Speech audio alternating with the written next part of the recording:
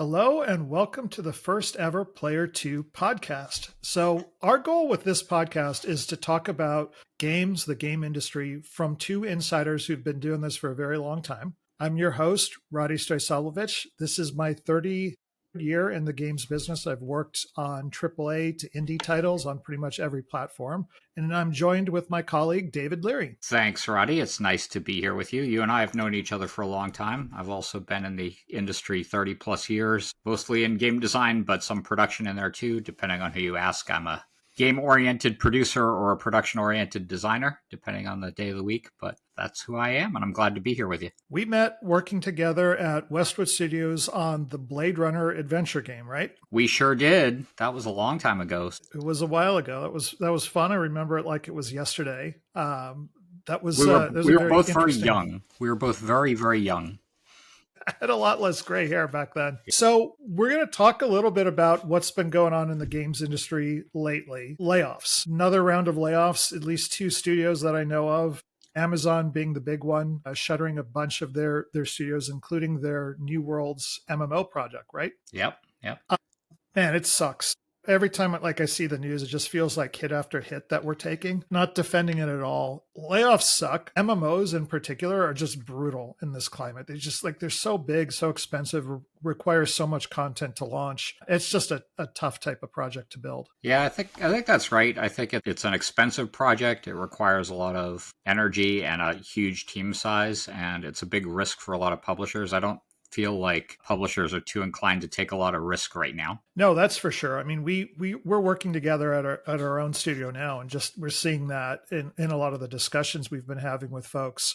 Just the overall cost of games is just higher than ever to build, at least in the West. And there's only so much you could charge for a game that customers are willing to pay. And so you've got this collision between increasing costs and these bigger projects, at least on the AAA and the AA side. And then you've got all these other products coming from indies, which we are now indies now. They're just competing for limited visibility on digital storefronts. And it's just so hard to break through. And so there's just this whole big reshuffling going on in the industry right now. Do you think, MMOs probably are not the genre that is where the money's at right now anyway, right? I mean, I think that's part of what's going on. Yeah, I think for sure that's part of it. I think the other thing too is we're seeing, I would kind of describe as multiple effects all happening at once. Like there was a big investment from the pandemic when people were at home playing a lot of games. And so we're still mostly working through that. A lot of that's done though. That was, I would say, the first initial rounds of layoffs about a year or two ago.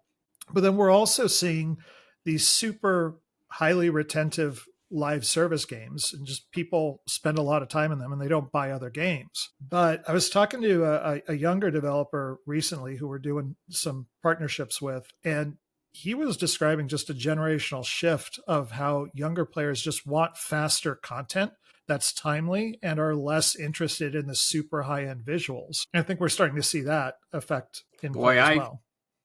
I might differ with that a little. I could see, I don't think Grand Theft Auto 6 is going to have any problem pulling in an audience. And there's some other big titles, Arc Raiders just came out. That's clearly gorgeous. It requires a huge time investment to get good at it. I think there's still big games making money out there. For sure. And I'm not one of these doomsayers that's going to say, oh, AAA is dead. It's over. But if you just look at a lot of time spent, you've got players still in games like Roblox, which are fantastic and people having fun with that. But the visual fidelity will never compete with the GTA or an Arc Raiders. Do you think it's more about the visual fidelity, or is it more about the time investment for the younger generation? I think it's the time investment. Like, you could turn around content so quickly that it's just reacting to what the community wants. Nothing inside of a Roblox game is going to take 5 years to build. So you could see what's popular, what's trending, and then jump on that with your own piece of content in days or even a couple weeks. Yeah.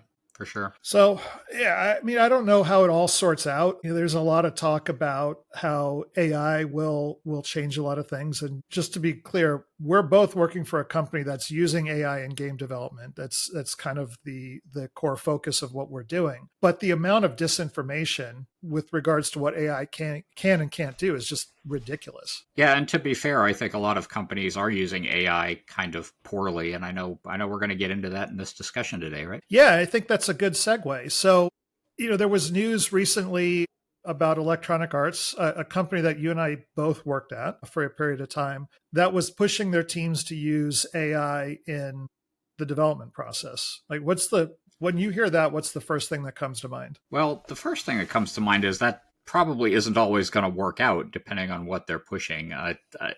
The tools may or may not be good ones. This technology is still at the forefront. I think that's the first thing. The second thing is there doesn't seem to be in that discussion a lot of sensitivity to how employees are feeling in this moment, the way that there are legit concerns about how intellectual property is being used in some of these tools, the concern the employees have about being flat out replaced, and some genuine concerns about the quality of the product that comes out the other side of some of these tools. I mean, you and I both will acknowledge, I think, that AI slop is a real thing. There's a lot of it out there. Oh yeah. So it's a tough moment. EA is certainly not alone. I mean, we just saw the announcement from Krafton about being an AI first company as well. I think the trend is heading this way. We know that these tools are going to get used and applied. Some of them are good, some of them are bad. But companies should be a little sensitive to where their employees are at and realize that a mandate that forces everyone to use every AI tool that comes down the pipe is probably not the best approach in this climate. So, I think we could start out by just cutting out some of the crap that's going out there that I've heard people post about and say about AI. I do not believe we are going to get to the point where you're going to sit in front of an AI tool and write a prompt that says, "Give me an open world GTA style game with this mechanic or that mechanic," and it's going to spit out a masterpiece. It's just like that whole concept just belies any understanding of how LLMs and AI technology works. Yes, I agree with that. I mean, what we've seen of it working with this stuff over the last year is that there's still has to be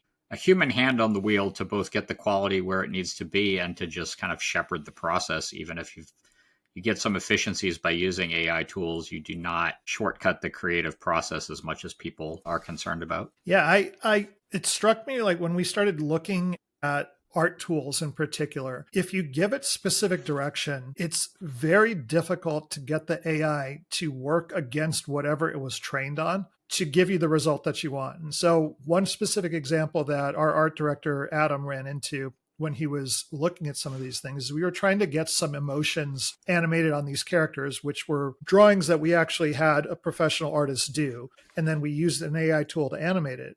And the training data that was used by this particular LLM was all crowd based data and actors and actresses. And so it interpreted that anytime a person emotes, they're talking. And so even like if we just had a reaction like you just had there, the LLM would want to move their mouth, even though we were feeding it no dialogue to display. And just banging our heads against the wall to try and work against that. It's just you're not using the technology to do what it's best at doing. You're trying to force it. Yeah, I think that's right. Do you think, I mean, what's your feeling on companies kind of forcing the issue here and forcing employees to use stuff? So I worked earlier in my career where there was one particular company that forced the engineers to use a particular text editor. That in retrospect, that's just an absolute ridiculous thing to do because at the end of the day, it's all about personal preference and it doesn't matter. I think forcing a team to adopt a specific tool or workflow that they're not accustomed to creates a lot of thrash. It creates a lot of resentment. It would be different if you said, "Hey, like this is what we did with our company. Let's see if there's an acceptable AI solution that gives us as good or better a result than we could afford to do normally with traditional workflows and does it in a way that's ethical." So like, I don't want to do this. And next thing you know, something shows up in our game that was ripped off by an artist somewhere that we had no idea existed. And then we get sued for that. That doesn't help anything. And so that framing gives good guidance to evaluate tools and decide what's best for the job. I mean, in our particular workflow, like, we decided early on we were going to have human drawn characters in our game, like full stop. We looked at tools to convert those from 2D to 3D using AI tech, and those were pretty good, but none of them got us to where we wanted to do. So we still had an artist go in there and clean all this up and retouch it and fine tune it using Maya. And then once you get the result, then you could do a lot of interesting things with that. And so had we said to our art team, this is the tool you're going to use, we just never would have gotten an acceptable result. Yeah, that's a really good example and a kind of a hands-on recent example for us of how to work with that stuff. And, I think we all saw the benefit of it. We all saw the value in that path. It took some work to figure out how to use it and to figure out what to keep and what to let go of. I think another analogy to this sort of forcing a team to use AI tools I think about is when production teams have imposed a process like Agile or anything else on a team without the team being bought into that process. Those things can be great. I've seen companies work with an Agile process and it's been fantastic. I've also seen it go completely sideways, particularly if a team is not bought in. So I think companies will benefit by doing kind of just the human legwork of rather than shoving it down their employees' throats, showing them why it's valuable, showing them how it can help their workflow, help them free them up, be more creative on some other fronts. I just think you got to put in the effort and the legwork to make your team understand it and not just be like, must use AI at all costs because AI is in the news right now. It's interesting you mentioned Agile. I remember when Agile started to come into favor in game development. We had somebody went and got Scrum Master certified, and they came in and said, Agile's going to fix our development process. And the team's reaction is like, well, what's it going to fix? It's like, it's just going to make things better. Well, how? What's broken? What are you trying to do?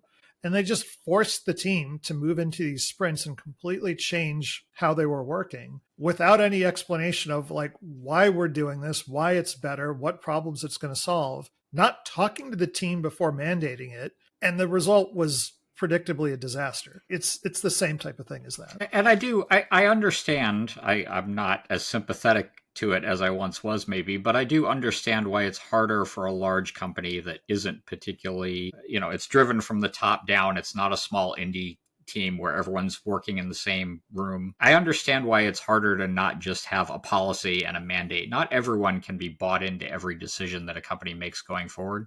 But it's kind of got to be a cultural shift, I think, when you adopt something this widespread, particularly when there's the fear and anxiety around it that we've seen both with employees in the game industry and consumers in general around AI and the quality of the work product that AI puts out. I think that's an important point. I mean, when you're working at a multi-hundred or even 1,000+ person team, especially if it's across multiple time zones and multiple studios, like it's very hard to build that consensus. I've led teams like that before, and one of the things that I always realized is like you have to go a lot slower than you'd like. You talk about what you want to do, you say it once, say it twice, say it 3 times, you put it into writing, you do it in all hands meetings, and then once it starts to be understood and your leads start to buy into it and tweak it to fit their particular workflows, like that's where the magic happens. But man, it's really, really hard to do that. Yeah, which is something like Krafton's announcement of we are now an AI first company.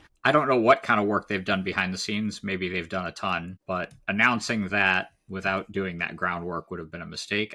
I suspect they did some groundwork within the organization to prepare the leads for that before they rolled that out. Or maybe it's just setting the direction for the company. I'm not sure. It could be what we did with our company. Like the goal for us was to figure out, this is an interesting new technology. Can we unlock content that just wasn't possible to create before because it was either too slow, too expensive for our budgets, or just technically impossible to do? And so that was sort of the filter that we had for AI. It wasn't necessarily like, hey, I want to put 200 people out of business and build these games using AI tech.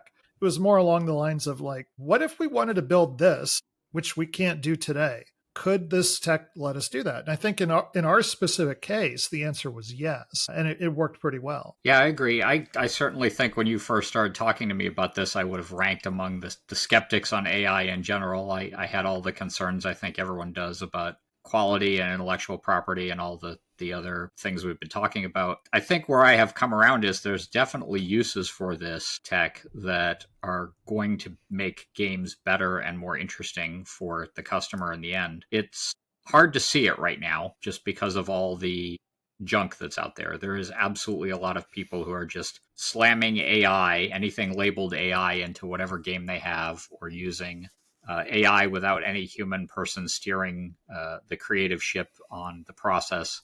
And so there's a lot of cruft and mess out there right now, but I do think some great stuff's going to come out the other side of that. And the companies that are trying to think about it in different ways and really embracing how the tech can empower their teams rather than just shortcutting their teams by replacing them with AI are going to end up being the winners in the end. Yeah, I mean, if there's a universal truth that I've learned is that these tools in the hands of a talented professional are a force multiplier. Like I look at what I can do with Midjourney or any of these other tools to create art, and I look at it and like, hey, it's better than what I could draw for sure. And I draw about as well as my kid does, and she's 7. Arguably, she's a lot better than me. She just won an art contest, which I don't think I ever did when I was a kid. But then you give the same tool to our technical artist or art director or anything, and just the output is so much better. Like there's an understanding of the language. And so in that sense, I think they are productivity boosters. It's just we got to get past this whole notion that it's going to turn, somebody who doesn't know the craft or understand what they're doing into top tier content or game creator. It just doesn't work that way. It never has, it never will. And I think we should acknowledge, or maybe I acknowledge it. I'd be interested to know if you do too. I mean, there are going to be jobs lost out of this process. We have talked a lot about how junior artist positions are going to be harder to come by, and I do have a concern about how people get trained in our industry, because there's obviously going to be a place for a talented art director like we have in Adam to drive that kind of process with these tools. But it's a lot harder for a junior rigger or an artist just coming up to kind of get the breaks that they would have had 10 years ago with companies replacing those junior spots with AI. Yeah, so there's definitely jobs that will go away. And we've seen this as technology has advanced. And so, I remember when you had your keyframe artists for 2D animation, and then you had your tween artist who would do all the animation frames in between those things. Like that, that doesn't exist anymore. Computer animation makes that job obsolete. Then there was rotoscope painting and wire removal, which was a thing used in movies. Like that's automated now. You don't have to deal with that. And so I think the equivalent now is you look at things like asset stores. And if I'm building a game and I need a crate, and I need a 1 meter by 1 meter crate, a wooden crate, pretty much standard. You know what it looks like. Would somebody normally go and model that? Well, no, they would go to an asset store and buy it for $5-10, whatever it's priced on in there. Like now you would just do that with an AI tool. So give me a 1 meter crate and the designer could put it in there.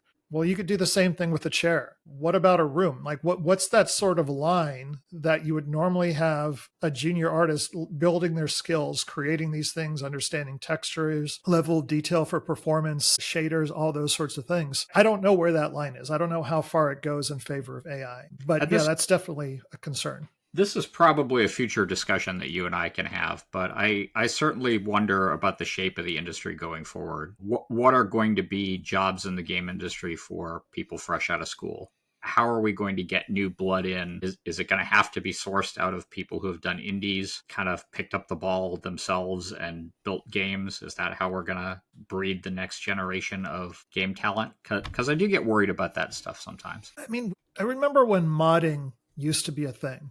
We hired some people, I think you and I both have, at various companies, folks that have built mods. That was their training on how to do things. That's an invaluable skill, right? You understand the craft of how to build the thing that you want to launch, but you also understand the process of how it fits together and how you have to think about not just whatever piece of the puzzle you're working on, but how it fits together with the other pieces to build a cohesive experience. I think that's still valuable. And now there's UGC platforms that let you do that. There have been for years. I think that's a great opportunity to do things. I don't know what the next generation game engines are going to be like, but if they let an individual who has a solid idea at least get to a prototype type of playable phase, man, that's going to be really useful.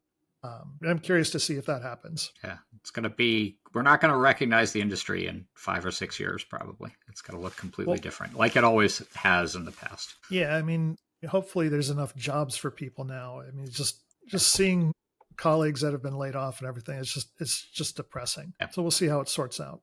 All right. Well, that's enough of that depressing topic. Why don't we talk about something that we're a game that we're playing lately? And I think the one this week is Escape from Duckov, right? Escape from Duckov, yeah, which you have not played yet, you said, right? You didn't do your homework yet, so. Yeah, I did not. So I live in the Pacific Northwest, and this time of year it gets rainy a lot, and we had a sunny day yesterday. So I spent the time with the family, took the dog to the dog park, and generally soaked up as much sun as I can while we've got gray and rain for the next 2 weeks. So, That's okay. I totally understand taking a day outside in Seattle area when it's that kind of weather, but let me sell you on Escape from Duckov for a few minutes. So sounds good. you probably know a little bit about it. It's an extraction shooter. The title is obviously a parody or homage, if you will, to Escape from Tarkov, which is a very hardcore first-person military shooter, all about customizing your weapons and extracting a little bit of loot and hoping you don't get murdered by another player. Escape from Duckov throws a bunch of that out the window. It is still an extraction shooter, but it is a top-down game. It features its characters as cute little ducks who would not be out of place as Animal Crossing neighbors. And the weirdest thing about it, if you're thinking about it in terms of what makes an extraction shooter work, is it's a single player game only. So that loop in extraction shooters is apparently pretty powerful even in a single player experience, because Duckov has had a heck of a lot of success. By the developers' numbers, they have sold 2 million copies. They had a peak Steam count of 300,000 simultaneous, which is rivaling Arc Rivals, which I hope we talk about at a future Yeah, that's fantastic. future episode. It's very good numbers. It's built by a tiny team, Team Soda. They're a Chinese developer, not very big. They had not done anything previously that I had heard of, certainly nothing large. They had done a couple of other games. And I wanted to ask you about this because maybe you know about this, but it's published by Team Bilibili, which is primarily a media company based out of Shanghai. They do publish games, but it's almost a sideline for them. So I was wondering if you had heard about Team Bilibili, because that was a new publisher to me. I had not, and so this will be really interesting. I mean, with 2 million sales in just a couple weeks, like that's a success. Do they shift their strategy to do more games, or was this lightning in a bottle? Just the right game from the right team at the right time. We'll see. We'll see if they've got any other products in their portfolio. But I get the sense they're a giant media company from what I've read, that is, the games is just literally a tiny part of their portfolios. what got me interested in this title was first off, the play on words with the name I thought was cute. The visual style is unique. The single player multiplayer game or genre that's traditionally multiplayer like is fascinating because sometimes you just don't want to deal with people online. So that was really, really appealing. And then it just blew up. Like it went from I kind of heard about this thing somewhere. Somebody mentioned it who they play a lot of esoteric games and you never know what's going to break through. And then next thing you know, it's just popping up all over my feed. So there are a few things about it that kind of struck me when I played it, and I'll be curious to see what you think. It's basically a lift from a game from 2024. There's another game that basically did the same idea, a single-player top-down extraction shooter called Zero Sievert. It did well. It's not as polished as Duckov. I think it sold about 500,000, maybe a little more. And it adopts just the Tarkov model of theme. It's much more of a hardcore military thing. But the mechanics are basically Duckov, single player, top down, rotate around to target. You can see where Duckov took a lot of their stuff, but so I'm not sure why Duckov blew up when that didn't. I mean, there is a polished differentiation. Maybe cute ducks, shooting cute ducks is more entertaining for people than in that model. Well, what's interesting to me is it's still doing well, even with another big extraction shooter out on the market with Arc Raiders. Yeah, I think that's right. And actually, I feel like, it's probably no secret, but extraction shooters are certainly having a moment. They feel like the next genre that every publisher is going to flock to and try to figure out how to make one that follows some of the success of these titles. Just like MOBAs have been in the past and then MMOs before that. I've thought a lot about what kind of makes the genre compelling and why both Duckov and Arc Raiders work so well. And I think a lot of it is just about how much that genre puts the level of risk in the player's hands. You can push yourself. It's got that same feeling that you get out of Elden Ring or Dark Souls, where you can push yourself as far as you want and then pull back. If you want to play Duckov and just go out and gather a little bit of loot and come back, you've got this really tight, quick loop that feels like you've accomplished something in 10, 15 minutes. Arc Raiders, same thing. If you want to go in and have that kind of hardcore PvP experience in Arc Raiders, that's there. But for most players, I think there's just a lot of options to push the risk to the point where they feel comfortable. And then next round, push it a little further and kind of dial in for every player where their comfort level is. I find that sort of design thinking fascinating. And like, I wish more games would do it, because like sometimes you're in the mood for one type of dynamic. Other times you want something else. But if it's a game world where you know the controls, you love the setting, or if it's multiplayer, that's where your friend is at, having that ability to kind of ramp up your engagement or ramp it down based on wherever you are at a particular play session, I think is huge. So you're going to play Duckov now, right? Have I sold you?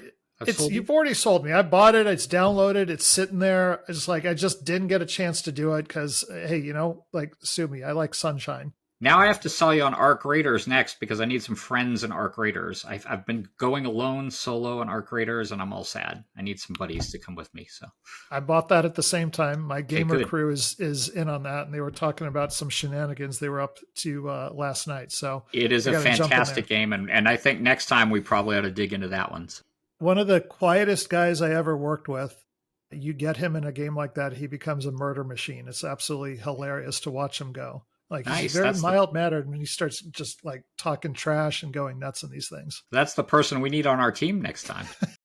Yeah, maybe I'll invite him. He has an interesting career. He went from artist to software engineer. He switched. So depending on what side of that team schism you're at, he went to the dark side or he went to the light side. Let's not leap too far ahead, though. Escape from Duckov, fantastic single-player experience. If you don't want to find friends and teammates, you can go get your extraction shooter on with a little Escape from Duckov. Are we going to we'll put a little link or something like the podcasters do these days? Yeah, I'll try to get cute to it, and I'll put a little thing right underneath you, so you can gesture. Look, Escape. There you go. Look, it's here somewhere. There you go. Somewhere there. Okay. All right, so that's it for podcast number 1. Hey, we did the thing. We did the podcast. Yeah, hopefully people like it, and if you do, hit the subscribe button, and we'll see you again soon. Bye. Cool. Thanks.